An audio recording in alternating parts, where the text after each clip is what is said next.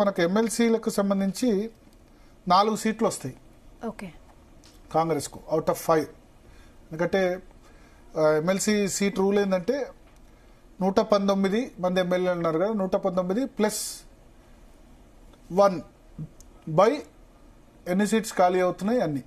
Okay 119 by 5 plus 1 అంటే 119 by 6. Okay అంటే ఒక్క ఎమ్మెల్సీకి గెలవాలంటే 20 సీట్ల బలం అవసరం.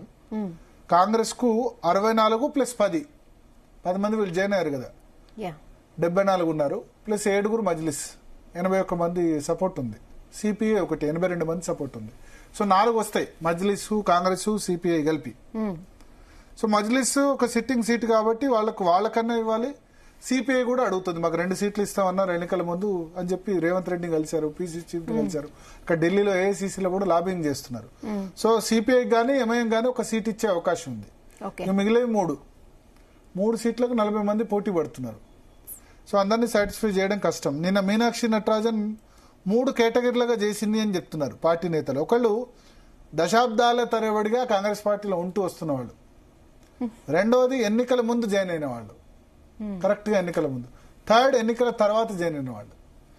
ఆమె ఏంటంటే ముందు ప్రియారిటీ మనం దశాబ్దాలుగా పార్టీలో ఉంటూ వస్తున్న వాళ్ళకి ఇద్దాం, తర్వాత ఎన్నికల ముందు జాయిన్ అయిన వాళ్ళ, ఎందుకంటే ఎన్నికల ముందు ఏదో కమిట్మెంట్ తీసుకుంటారు కదా, థర్డ్ ఎన్నికల తర్వాత జాయిన్ అయిన వాళ్ళకి ఇద్దామని మంచి ఆలోచన. ఎందుకంటే ఏ పార్టీ అయినా, బీఆర్ఎస్ కూడా ఇదే విమర్శించారు కదా, బీటీ బ్యాచ్, బంగారు తెలంగాణ బ్యాచ్, యూటీ బ్యాచ్, ఉద్యమ తెలంగాణ, అంటే ఉద్యమ కాలం నుంచి బీఆర్ఎస్ లో ఉన్న వాళ్ళకి ప్రియారిటీ లేదు, ఉద్యమ తెలంగాణ బ్యాచ్ కి లేదు. బీటీ బ్యాచ్, బంగారు తెలంగాణ బ్యాచ్ కి ఎక్కువ ప్రియారిటీ ఇచ్చారు, అందుకని కేసీఆర్ ఓడిపోయారన్నది ఒక విశ్లేషణ. ఉద్యమ కాలంలోంచి కాకుండా వేరే పార్టీల నుంచి వచ్చిన, సో వేరే పార్టీల నుంచి వచ్చిన వాళ్ళకి ప్రయారిటీ ఇస్తే బీజేపీ అయినా, కాంగ్రెస్ అయినా, బీఆర్ఎస్ అయినా ఎక్కడి నుంచి అయినా ఉంటుంది.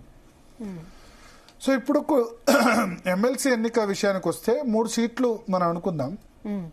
3 సీట్లలో ఇప్పుడు మైనారిటీలో ఒకళ్ళు మంత్రివర్గంలో లేరు, ఒకళ్ళు కూడా మంత్రివర్గం లేరు. కాంగ్రెస్ గనక ఒకవేళ 18 పోస్టులు ఫిలప్ చేసి మంత్రివర్గంలో ఖాళీలు మైనారిటీలకు ఒక్కటి కూడా ఇవ్వకపోతే ఇబ్బంది అవుతుంది. ఎందుకంటే కాంగ్రెస్ మైనారిటీల ఛాంపియన్ అని చెప్పుకొని మీకు తెలంగాణ రాష్ట్రంలో మైనారిటీ క్యాబినెట్ లేకుండా 5 సంవత్సరాలు నడిపిస్తే ఇబ్బంది కదా.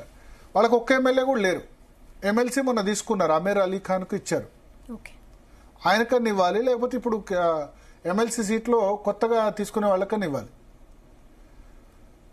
కర్ణాటకలో మైనారిటీ రిప్రజెంటేషన్ ఉంది, హిమాచల్ ప్రదేశ్లో మైనారిటీ పాపులేషన్ వెరీ లెస్ కదా. ఇవన్నీ రేపు క్వశ్చన్ వస్తాయి మైనారిటీ ఓటింగ్ అడిగేటప్పుడు. ఎందుకంటే కాంగ్రెస్ కంటే ఎక్కువ రీజనల్ పార్టీస్ ను మైనారిటీస్ ట్రస్ట్ చేస్తున్నారు. ఈవెన్ మీరు మొన్న జరిగిన తెలంగాణ పార్లమెంట్ ఎన్నికల్లో కాంగ్రెస్ పడ్డాయి ఓట్లు మైనారిటీ, బట్ తెలంగాణ అసెంబ్లీ ఎన్నికల్లో మైనారిటీలు ఉన్న చోట టీఆర్ఎస్ గెలిచింది.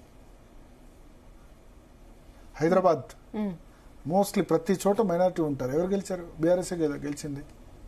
కరీంనగర్ సీటు ఎవరు గెలిచారు? సో అట్లా మైనారిటీస్ అవుట్ రైట్ గా బీఆర్ఎస్ కు, అంటే రీజనల్ పార్టీస్ ఇటువైపు సపోర్ట్ చేస్తున్న సమయంలో మైనారిటీకి మంత్రివర్గంలో ఇవ్వకపోతే అదొక బ్యాడ్ సిగ్నల్ వెళ్తుంది. సో ఖచ్చితంగా మైనారిటీకి ఇవ్వాలనే చూస్తారు. నాకున్న సమాచారం ఏంటంటే మహమ్మద్ అజారుద్దీన్ కు ఎమ్మెల్సీ ఇవ్వబోతున్నారట. మైనారిటీ కోటాలో మహమ్మద్ అజారుద్దీన్